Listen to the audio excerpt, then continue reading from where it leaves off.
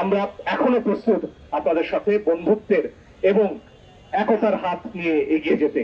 কিন্তু সেখানে যদি বিভেদ ঘটাতে আসেন, বাংলাদেশের মানুষ এই ধরনের ধর্মীয় উস্কানিতে পা দেবে না। তার জন্য অনেক অনেক অবদান রেখেছে। সেদিন কিন্তু আমরা কেউ ভাবিনি তাদের ধর্মীয় পরিচয় কি। আমরা সবাই বাংলাদেশের নাগরিক হিসেবে লড়াই করেছি এবং লড়াই করে যাব। এই দেশে হিন্দু, মুসলমান, বৌদ্ধ, খ্রিস্টান আমরা সবাই বাংলাদেশের নাগরিক হিসেবে বাঁচতে চেয়েছি।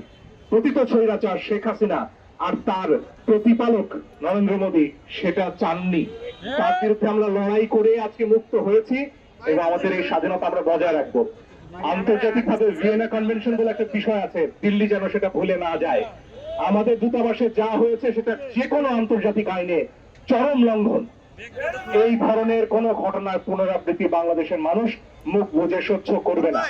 আমরা ঐক্যবদ্ধ আছি। আমরা জানি প্রশ্নটা ধর্মের নয়, প্রশ্নটা এক সাম্রাজ্যবাদী শক্তির আরেকজনের উপর, আরেক দেশের সার্বভৌমত্বের উপর নিজেকে চাপিয়ে দেওয়ার। বাংলাদেশ এই শক্তির চাপ আর মেনে নেবে না।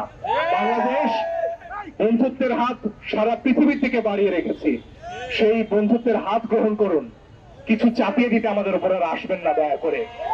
বাংলাদেশ আর সেই বাংলাদেশ নেই যে বাংলাদেশ মুখ বুজে সব ধরনের অন্যায় চুক্তি সহ্য করবে, মেনে নেবে। নতুন বাংলাদেশের সাথে সমানভাবে, সমান মর্যাদার ভিত্তিতে এগিয়ে আসুন। আমরা এখনো প্রস্তুত আপনাদের সাথে বন্ধুত্বের এবং একতার হাত নিয়ে এগিয়ে যেতে। কিন্তু সেখানে যদি বিভেদ ঘটাতে আসেন, বাংলাদেশের মানুষ এই ধরনের ধর্মীয় উস্কানিতে পা দেবে না। বাংলাদেশের মানুষ ঐক্যবদ্ধভাবেই আমার দেশের মানুষের অধিকার এবং বিশ্বের দরবারে আমাদের অধিকার আদায় করে নেবে। অনেক ধন্যবাদ।